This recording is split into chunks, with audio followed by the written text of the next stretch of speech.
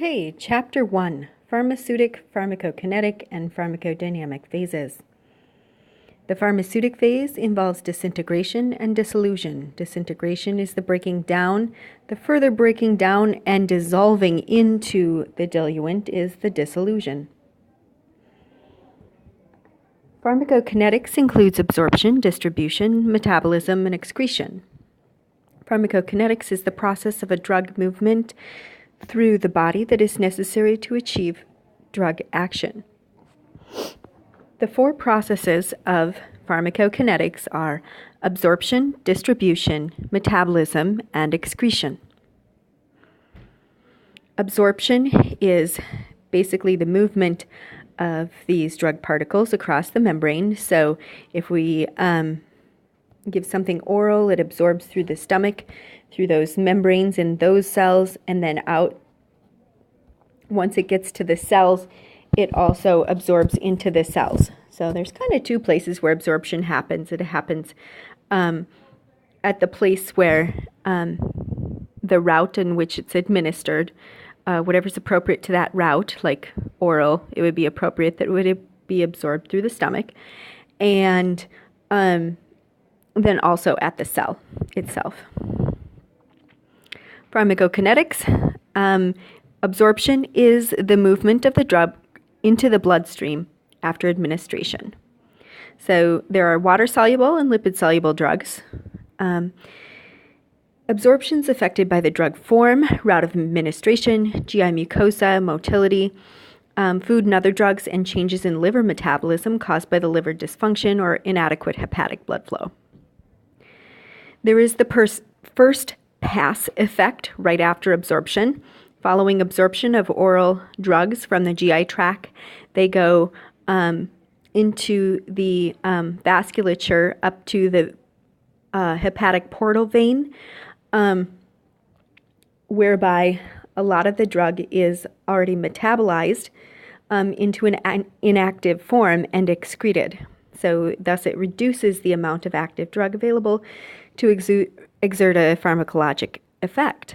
This is referred to as the first pass effect. Bioavailability refers to the percentage of an administered drug available for activity. Distribution is the movement of the drug from the circulation to the body tissues. So once it absorbs, it travels that superhighway down the blood vasculature to the tissues. Drug distribution is influenced by the rate of blood flow to the tissue, the drug's affinity to the tissue, and protein binding.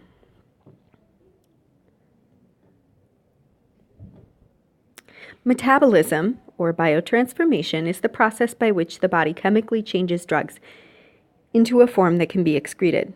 The liver is the primary site of metabolism. Half-life is the time it takes for the amount of the drug in the body to be reduced by half. The amount of drug administered, the amount of drug remaining in the body from previous doses, metabolism, and elimination all affect the half-life of a drug. A loading dose, when drugs have a long half-life, they build up. And so when you give that kind of a drug, it needs an initial loading dose to hit that level where it's going to be effective. So a loading dose is a higher dose that's given to make that drug at a higher level where it's going to be effective. Excretion, the main organ of excretion is the kidneys, followed by the liver, and then sometimes out the feces and the lungs. But the main source of excretion is the kidneys. And it's hugely dependent on creatinine clearance. If creatinine clearance is slow, the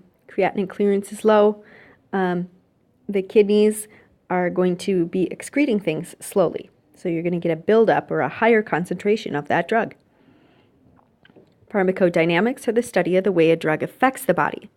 So pharmacokinetics, we talked about how the drugs move throughout the body. Now pharmacodynamics talks about the way the drugs affect the body. The primary effect is desirable.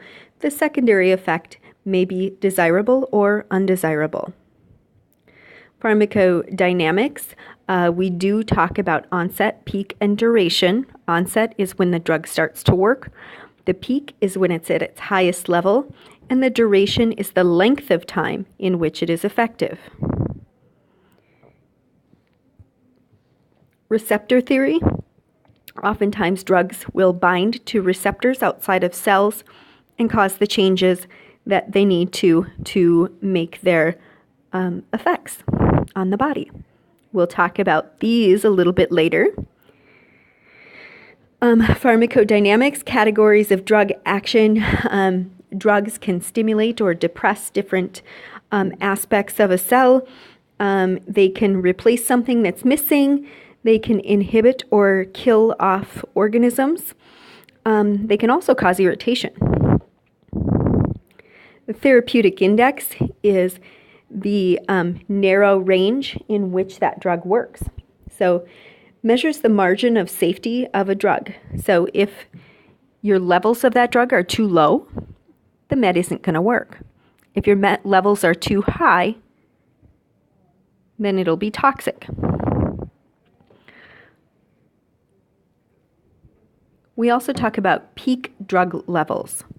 So a peak drug level is the highest plasma concentration of a drug at a specific time. It indicates the rate of absorption. Blood samples should be drawn at the proposed peak time according to the route of administration, and that you usually find out from the pharmacist or a drug book. Drug trough level is the lowest plasma concentration of a drug, measures the rate at which the drug is eliminated. Trough levels are drawn immediately before the next dose of a drug that is given, regardless of the route of administration. The loading dose, we talked about that. Digoxin is something where we use a loading dose to get that high level that we need in order for the med to be effective on the body. Side effects. Physiological effects not related to the desired drug effects. So these are secondary effects. They can be desirable or undesirable. All drugs have these things called side effects. Different terms. People get side effects and adverse reactions confused. So adverse reactions are more severe than side effects. They're a range of untoward effects, so bad things. So adverse reactions are always undesirable. Toxic effects, so if something has a wide therapeutic index, then it's got a big, huge range that a person can have for it to be safe. However, if it's got a narrow therapeutic index, like a seizure med, ranges will be closely monitored. So if it goes above that therapeutic index, then it can become toxic and cause very bad things in the body. Additive drug effects.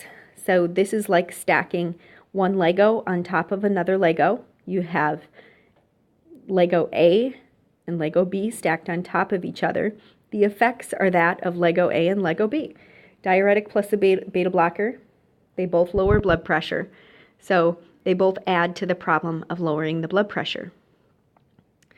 On the other hand, a synergistic drug effect, drug A plus drug B equals actually the effects of drug A times the effects of drug B. It's the equivalent of taking a kid and having them jump on a trampoline. In that case, it's not the kid plus the trampoline, it's the kid plus how high they go, and it's quite synergistic. So it's more than just those two things added together. Alcohol and a sedative would be just such an example. Antagonistic drug interactions are things where drug A and drug B equal actually drug A minus drug B effect, because the antagonists are often reversal drugs. So like when someone has overdosed on opioids like heroin or fentanyl, yes, I see the spelling error, we give naloxone, which has an antagonist drug interaction. Pharmacogenetics, so certain people, because of their genetics, are predisposed to react to a drug in a certain way, either good or bad. One bad example is that of African American males often have untoward adverse reactions to ACE inhibitors, so we have to watch them closely.